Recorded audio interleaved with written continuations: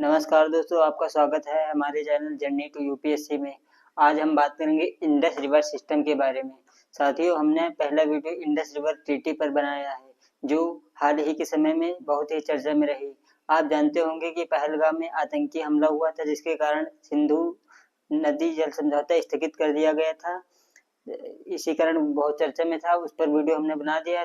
लेकिन आज हम बात करेंगे इंडस रिवर सिस्टम यानी सिंधु नदी तंत्र के बारे में। जैसा कि आप जानते हैं, सिंधु नदी तीन हिमालयन नदी तंत्रों में से बहुत ही महत्वपूर्ण है, गंगा, ब्रह्मपुत्र और सिंधु। आज हम सिंधु के बारे में बात करेंगे, अगले दिन गंगा और ब्रह्मपुत्र के बारे में बात करेंगे।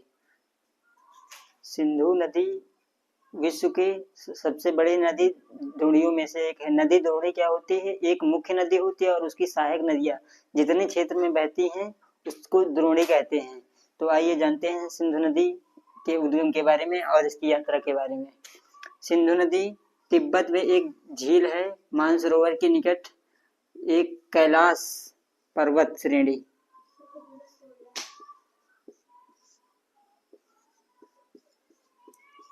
यह है मानसरोवर झील।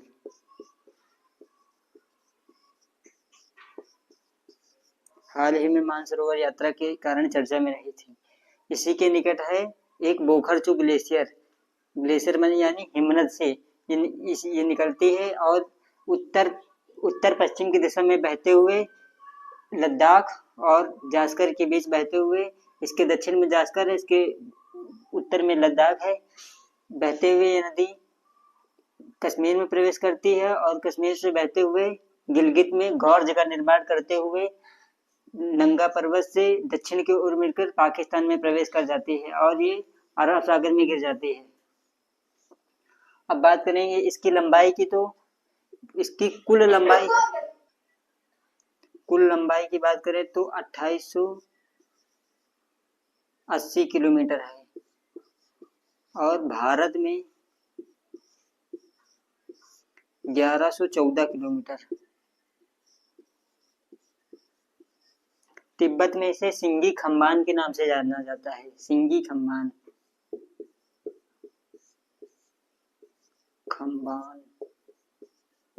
सिंगी खम्बान का तिब्बत की भाषा में अर्थ होता है शेर का मुख। इसका वेग बहुत ज्यादा होने के कारण इसकी आवाज शेर के दहाड़ जैसी आ जाती है, इसीलिए इसे सिंगी खम्बान के नाम से जाना जाता है। इसके उत्तर में है लद्दाख पर्वत श्रेणी और दक्षिण में है जास्कर। से होते हुए या कश्मीर में प्रवेश करती है। कश्मीर के बाद ये गिलगित में गौर्ज का निर्माण करती है और फिर ये नंगा पर्वत यानी विश्व का दूसरा सबसे ऊंचा पर्वत नंगा पर्वत से दक्षिण को मुड़कर अरब सागर में, पाकिस्तान से होते हुए अरब सागर में जा गिरती है। पहाड़ी क्षेत्रों में दो प्रकार की नदियां मिलती हैं। एक होती है लेफ्ट हैंड ट्रिब्यूटरी यानी दाहिने लेफ्ट की ओर से मिलने वाली नदियां और राइट हैंड ट्रिब्यूटरी। लेफ्ट की ओर से बात करें तो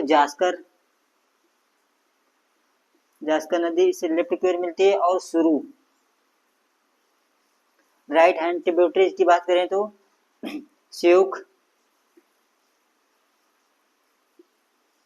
गिलगित और हुंजा प्रमुख नदियां हैं। यह नदी जब आगे बढ़ती है अटक के निकट पहाड़ियों से बाहर निकलती है। अटक पाकिस्तान में है। अटक के निकट पहाड़ियों से बाहर निकलती है, मैदानी क्षेत्र में प्रवेश करती है, तो इससे राइट हैंड ट्रिब्यूटरी इससे मिलती है काबुल, जो कि अफगानिस्तान से आती है। काबुल नदी। फिर इसमें पाकिस्तान से सुलेमान पर्वत से आने वाली 4 नदियां प्रमुख मिलती हैं इसे राइट हैंड ट्रिब्यूटरी।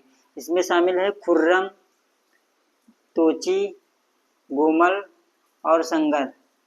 खुर्रम,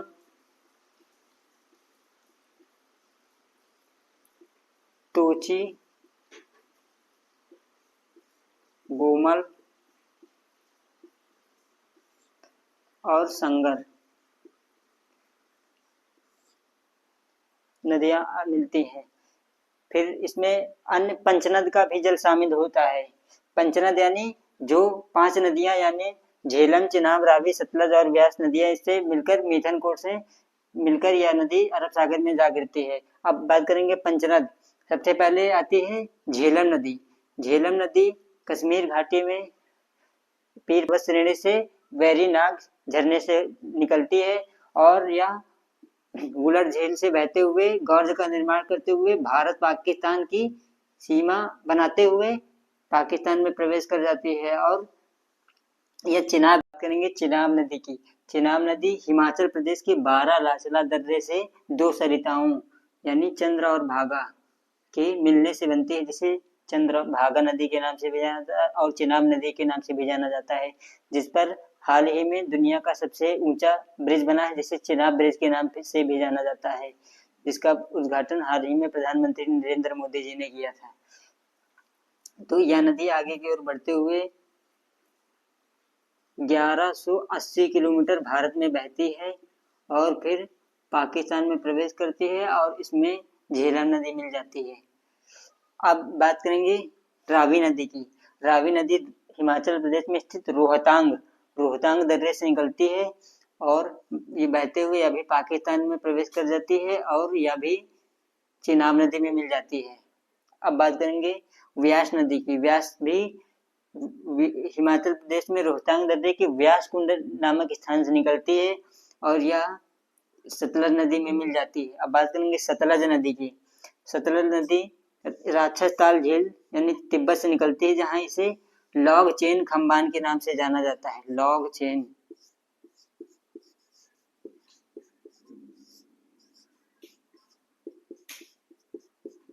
यानी हाथी का मुंह के नाम से जाने जाते हैं। लॉग चेन खंबान तिब्बती भाषा में कहते हैं इसे। यह नदी बहते हुए करीब 400 किलोमीटर बहते हुए सिंधु के समानांतर बहती है, यानी एकदम बराबरी में बहती है 400 किलोमीटर तक।